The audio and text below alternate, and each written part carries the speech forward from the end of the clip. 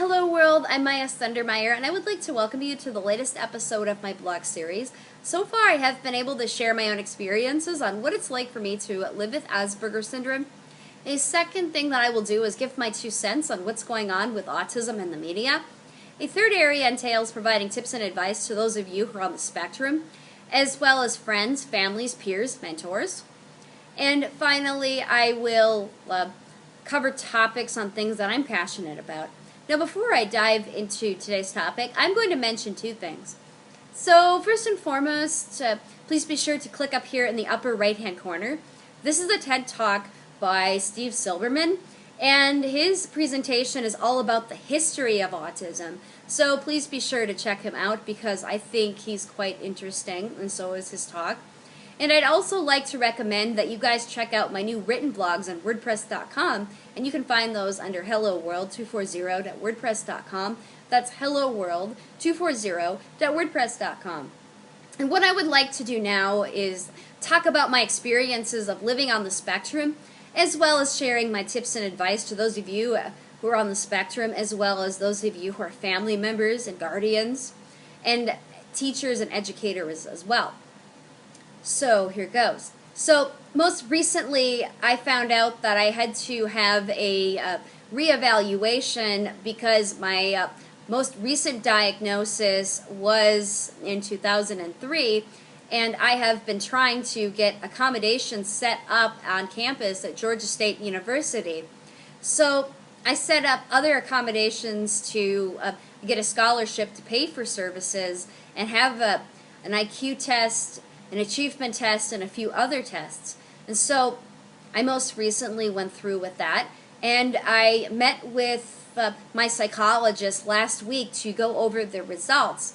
And I found out that my IQ again was in the lower average because they say that my brain processes information a lot slower than most people, and especially when I'm trying to learn something.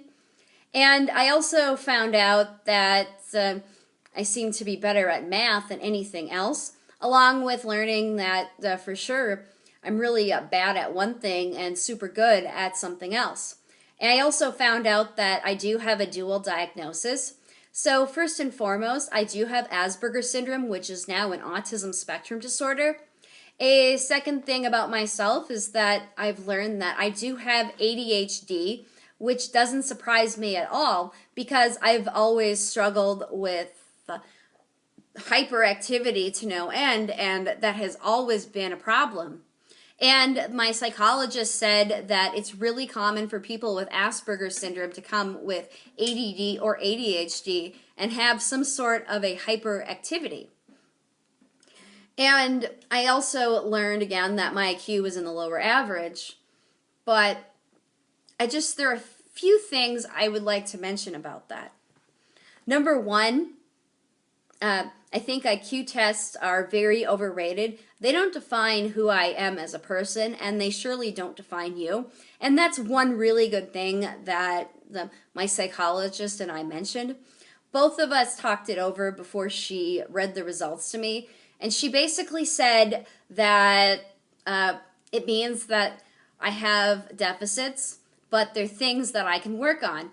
And yes, I've been getting away from mathematics, and I've decided that it's time for me to start building on my strength in mathematics because I did well in algebra before, and I did well in pre-calculus as well. And it's time for me to build up on those strengths again and continue building on those, in addition to also getting a hold of some other information. Like, I found out that my hands don't work well with my eyes as far as coordination goes. So I'm thinking it might be good for me to invest in getting myself a pair of colored glasses so that my hands and my eyes will be able to coordinate. The question is, what color do I need? And so I wanted to mention something to you. So first and foremost, again, and I think an IQ test is quite overrated. It doesn't measure creativity. They're not designed for individuals on the spectrum that see the world in other ways that a neurotypical can't.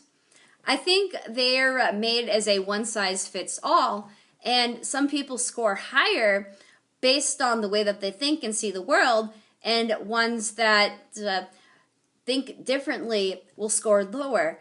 And that automatically gives people the assumption that somebody is low functioning or they're disabled, and that's really not the case. And I think that's what's happening with a lot of our special education teachers, is that they're getting these results and they're taking these IQ tests the wrong way. Yes, the individuals on the spectrum are having trouble in school, but that just means that they're really good at one thing and bad at something else, but they're not helping them build on their strength. Instead, they're siloing them or pigeonholing them and babysitting them and holding them down. And for those of you who are parents, if you have somebody telling you that your child can't because of a lower IQ score, I would check again and think about all of the things that your child is good at. I would think about all the things that they can do and ignore what you can't, in addition to learning how to build on those strengths, whether it be wearing colored glasses, whether it be learning how to do math the right way, whether it be learning how to read and what to read at the right place at the right time. Again, don't listen to what doctors and teachers say about IQ scores, because they're not always correct. Anyway, if you have any questions or comments, please be sure to state below, and also be sure to share my videos on Twitter, on YouTube, and on Facebook. And also be sure to comment below. Until next time, I'm Maya Sundermeyer.